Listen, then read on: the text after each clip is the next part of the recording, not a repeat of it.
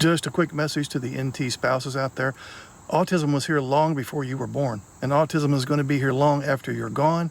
It has nothing to do with you. There's no need to take it personally. It's a lot like the weather. There's going to be lightning, thunderstorms, sun, rain. It's a mixed bag.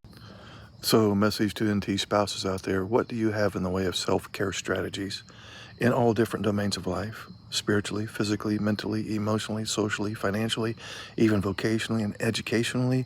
What are some of your self-care strategies? Does changing your autistic spouse fall into the category of one of your self-care strategies? It shouldn't, because that's a self-sabotage strategy, not a self-care strategy.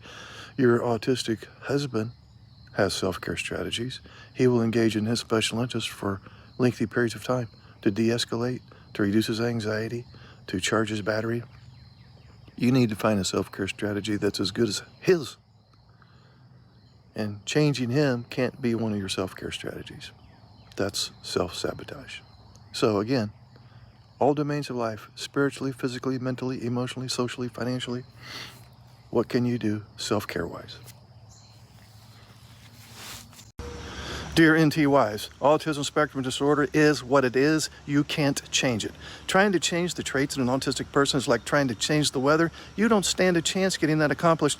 Please stop beating your head against a brick wall. He has to understand my feelings or I'm being abused.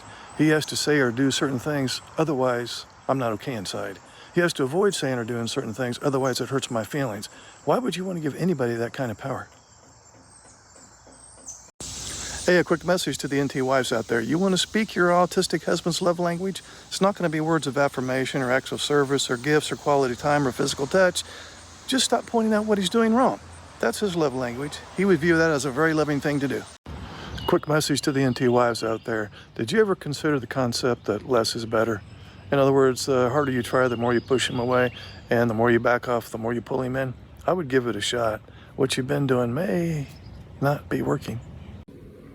I'm letting you off the hook for being responsible for my feelings. And I'm letting you off the hook for being responsible for my self-esteem. And I'm letting you off the hook for being responsible for how I download your behavior. Just a quick message to both parties in the neurodiverse relationship. When the two of you are having a disagreement, and you're trying to explain your side of things, and you're trying to help the other person to get your perspective, that is the dumbest thing you'll ever do. Because the more you explain, the more you try to reason with and get the other person to get it, the more the other person is going to download your delivery as just more defensiveness and more trying to prove that they're wrong. So the next time you're trying to get the other person to get it and they're not getting it, instead of further explanations, find a washcloth and stick it in your mouth.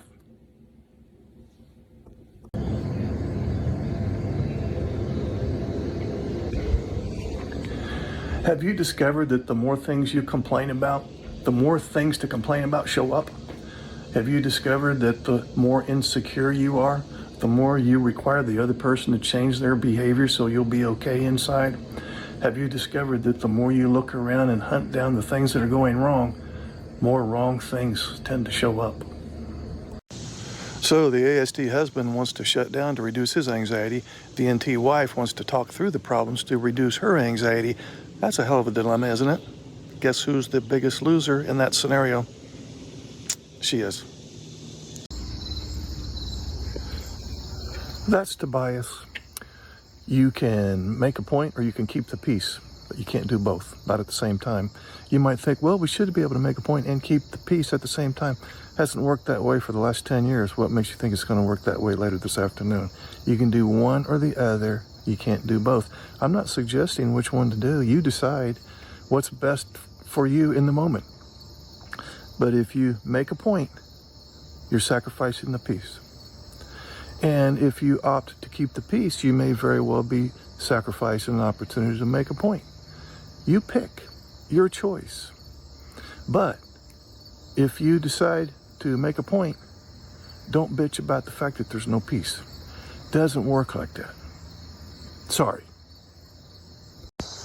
I run into this a lot where a person in the neurodiverse marriage says, I'm going to leave this miserable marriage because I want to leave my problems behind.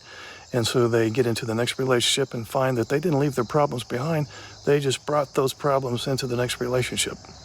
Would you like to schedule a paid private coaching session? This will be in the form of a face-to-face Zoom call. Underneath any of my videos, you'll see this Calendly link. If you click on that link, it'll open up my calendar. You can pick the available days and times that works for your schedule. You'll get a follow-up email immediately after purchasing a session that will have the Zoom link that coincides with the day and time that you picked. I will get an email too that you scheduled a session, and I will be available on that exact day and time, and we will talk. I look forward to working with you. If you are in a neurodiverse marriage, where one spouse is autistic and the other one is not, and you've been struggling for years and years, and you're kind of sick and tired of the routine, talk to me. Use me as your personal coach. I have groups, and I keep these groups small so that you can get a lot of one-on-one attention. I have 3 Q&A groups, one for ASD husbands, one for neurotypical wives, and I have a couples group where both spouses can attend. I also have 2 instructional groups, Cassandra Syndrome Recovery Group, to help you cultivate some strategies to recover from years of emotional deprivation, and the Men's Masterclass, in which we take a deep dive on developing social skills and emotional literacy in the context of the neurodiverse marriage. We meet 1 hour a week for 4 weeks.